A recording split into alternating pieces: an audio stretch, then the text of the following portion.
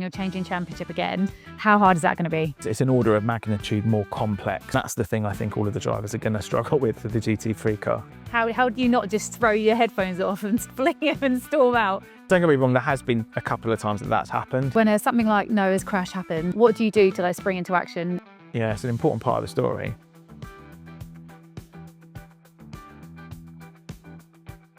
Hi, Al. Hello, Lucy. How are you? I'm very well. Thanks for having me here in HQ.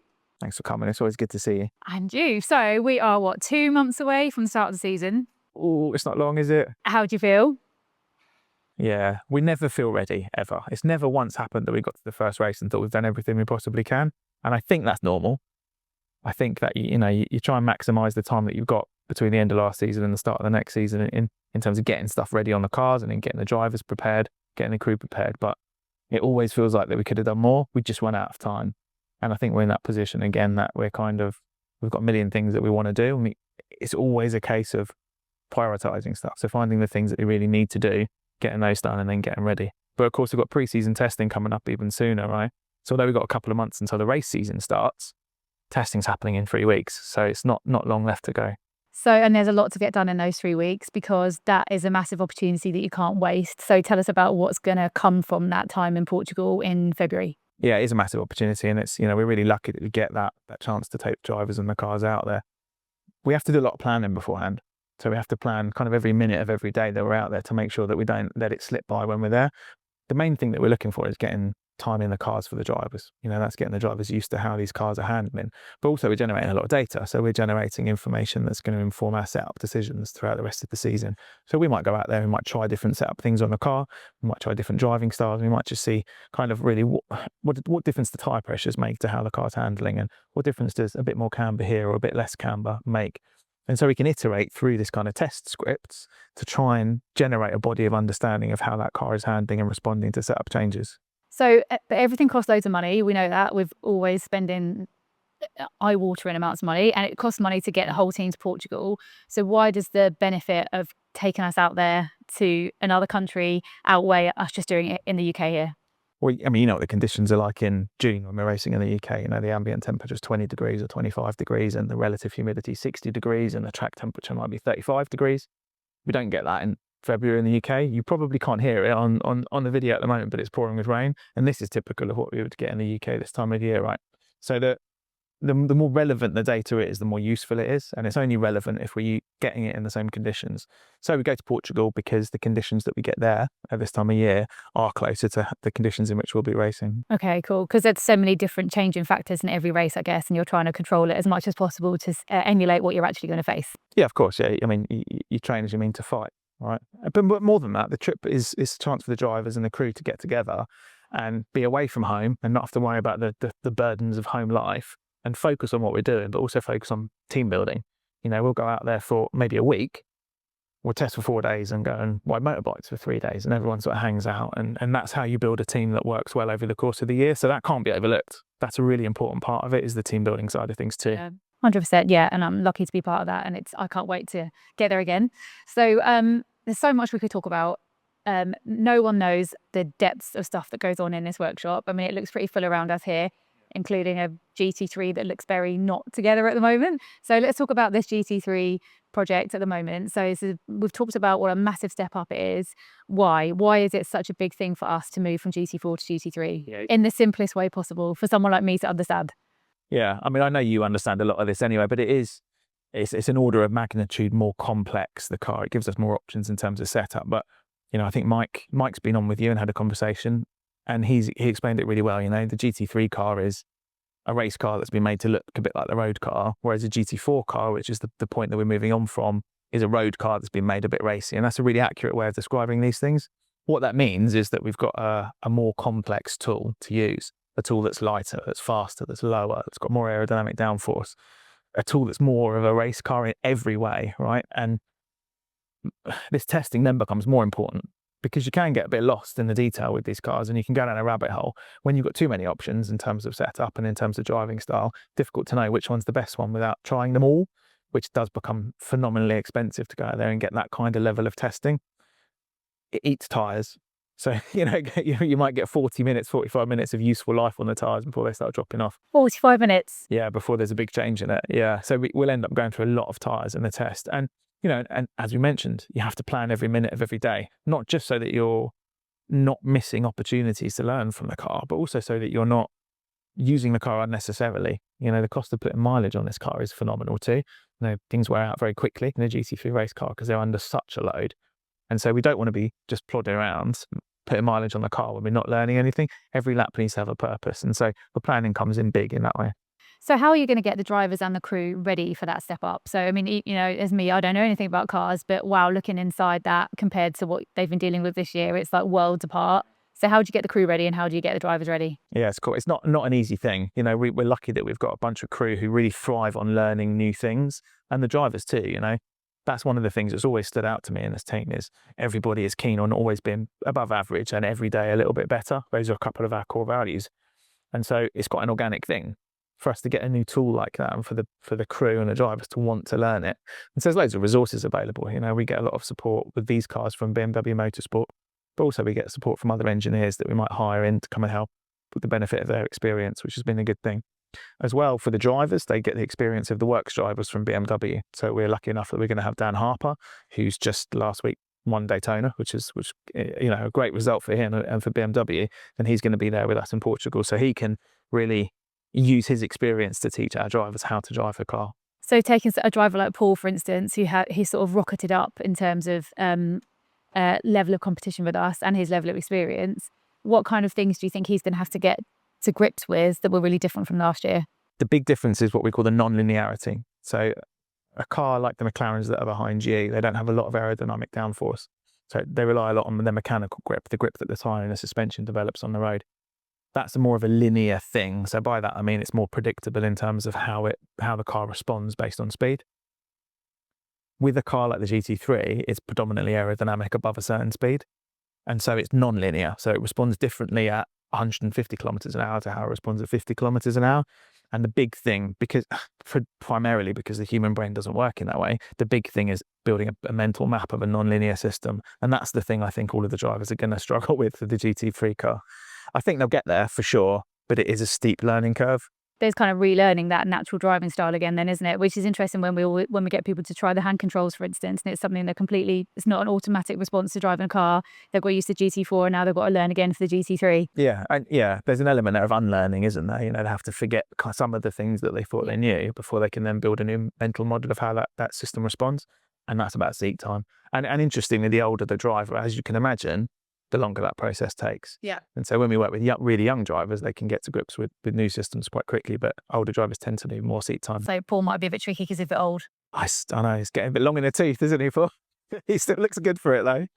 So, and what about the championship? So I remember when we were racing in British GT and seeing the difference that the crew had to make in terms of what they were wearing, rules and so on. And now you're doing it again, you're changing championship again. How hard is that going to be? Oh, no, we love it. We love it. There's an element of complacency if you're in the same championship for too long, and the rules do change year to year. Even if you stay in the same championship, there has been a big change in all championships this year. There's been a change to what's called the national competition rules. So a lot of the championships have had to rewrite how their regulations are. So even if we were just to stay in the same championship, there'd still be an element of learning new rules anyway, because we need to get on board with those. And we talk sometimes about how to win a race. You don't win a race in the race. You win the race before the race. And part of that is understanding the rules and understanding whether the areas that you can thrive in within the rules that other teams might not be able to spot. And so we learn the rules every winter anyway. But getting to grips with new processes is always going to be tricky. And the first couple of races are always just kind of finding your feet. But as I said before, these guys, they want to learn, they're hungry for it. And that's a really powerful thing. So can you think of like an example of a real different rule that the crew have got to change their way of working for? No, not really. There isn't any massive changes. It's GT racing, so we're still within the same framework. The big rule changes for us are about the performance of the vehicle. So there's a certain class structure to the championship that we were in. We're in that championship again this year with a couple of other cars, but the class structure's changed. So we need to kind of rework out what does it look like to be at the top of that new class structure and be able to get the points that you need to win the championship.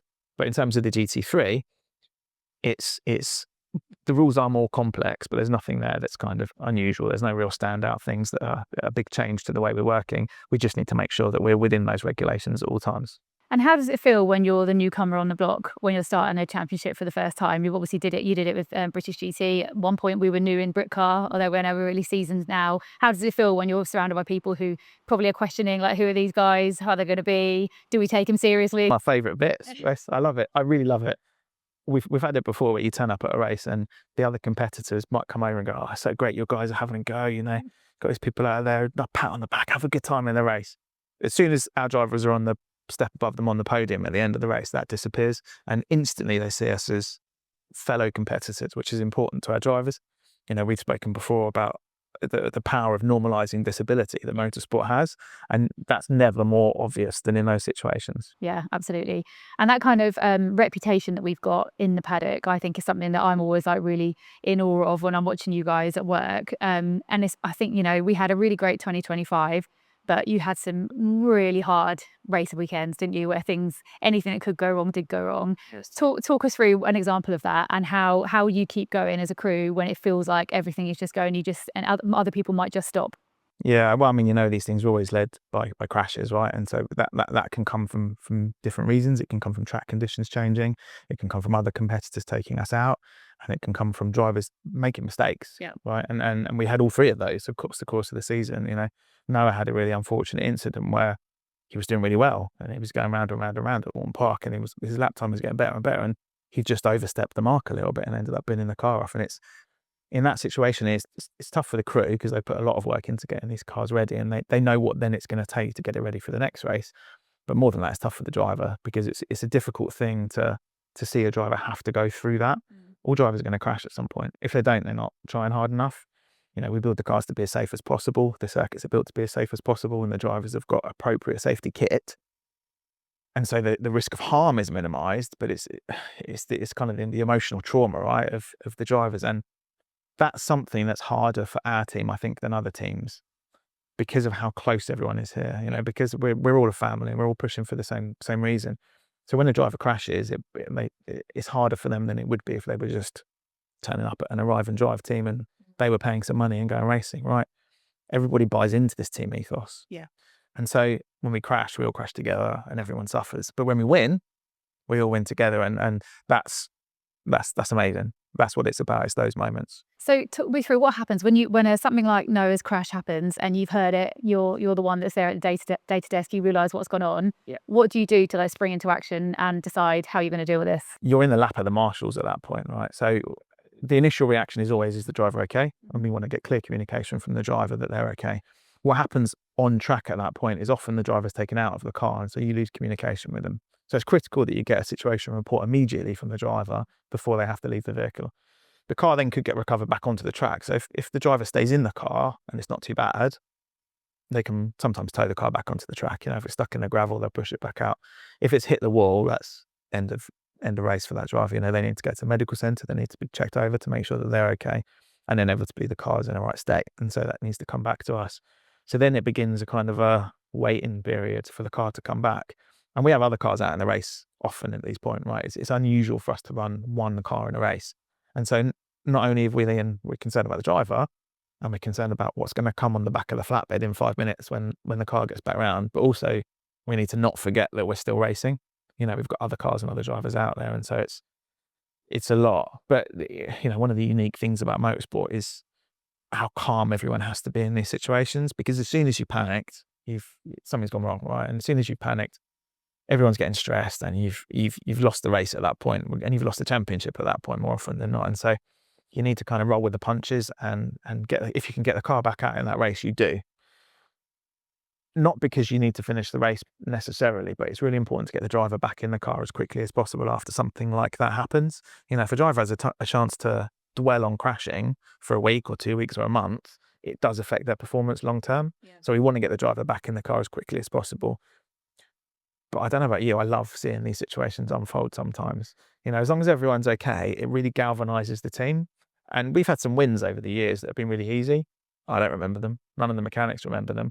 We've had some losses over the years that have been really hard on the team, and everyone's had to kind of graft to get the car back out. Yeah. And those are the stories that people tell, and that's important.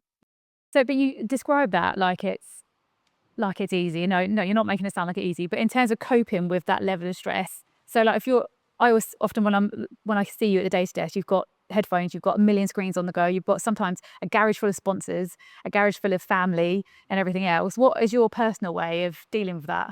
How do you not just throw your headphones off and fling them and storm out? Don't get me wrong, there has been a couple of times that that's happened, it did, and normally that's driven by disappointment in my own performance. I've missed something or I've messed something up, and that's frustrating. When it's the driver's put the car in the wall, it's par for the course, and that's when we get a chance to prove ourselves. And mechanics thrive in that environment. They thrive. If you don't thrive in that environment, this is not the industry for you. You need to be able to respond to these things. You need to be able to prove yourself. And a mechanic can win a race or lose a race for a driver very easily, particularly in endurance racing. It comes down to the pit stops more often than not, right? Because the racing's so close. And so the mechanics having the opportunity to kind of prove what they're made of is a big thing for them, and they do rise to that challenge. Yes. So for me to focus on what I'm doing, it comes organically, it comes naturally, because it is part of what we do, right? And it's an important part of the story. The considerations primarily after the fact are financial. How much are the parts going to cost? Can we get the parts? When's the next race? Are we going to be ready in time?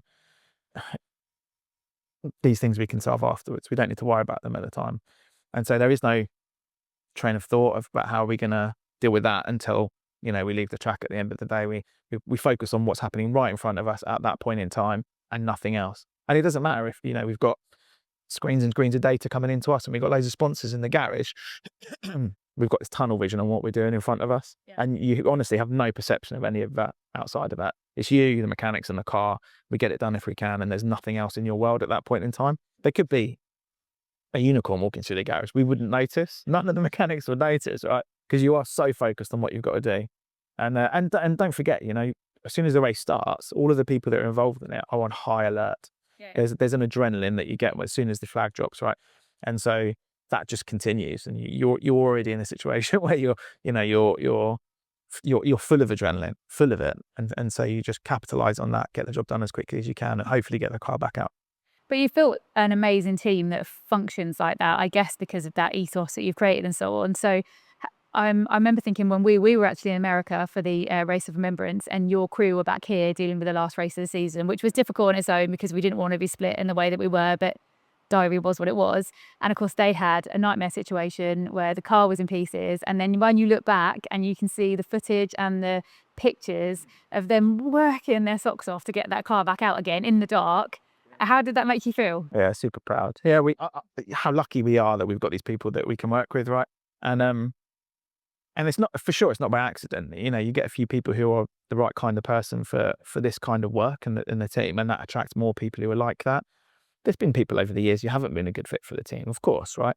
And that soon works itself out. They find something else to go and do, and yeah, it's an amazing group of people. Really, I mean, you know what it's like. It's hard really to describe it. Yeah. It's such an amazing group of people that we get to work with, and it's time and time again they prove themselves. Nothing's ever too much, ever. They get the job done to 110% every time, and that's a remarkable thing. Yeah, absolutely. Yeah, and I was just chatting to one of your newest crew members, Caden, who was only 17, and asking him about it, and he was just, I love it. He was saying, I love it so much. Everything I wanted to do. So yeah, it's what a privilege to be kind of leading people that feel like that when they come to work. Yeah, no, it really is, and it's never, every day's different, and it's never like you're turning up at work. Yeah. It's such a joy. Cool. Okay, so final question then. Thoughts for the season ahead? What's going to happen? Oh, it's a big one this year. Get your crystal ball out. Yeah, this is the most prepared the team's ever been for any season. And although we spoke earlier about that you can never get everything done that you want to do, and this year we've managed to get done a lot more of what we want to do than we have ever before, and that sets us up. As I said, you win a championship here now before the season starts, and we're in a strong position for that. We got unlucky last year with not winning the overall championship. There was the drivers deserved it last year, they really did. And that's going to present as a fire lit underneath their asses for this year, I'm sure. Speaking to them just today, they're hungry for this. They're really hungry. You know, they're taking it really seriously this year, and that's really cool to see. And you know, we've got some great cars. You know, we've got, as you said, we've got the new GT3, we've got a new BMW GT4, we've got some really cool toys to go out there and play with, and yeah, I'm looking forward to seeing what they can do. But you know, you win or you learn, right? And so no matter what happens, we're going to take something amazing away from this season. And yeah, I can't wait. Can't wait. No, me neither. So, well, yeah, let's go racing. Let's go racing.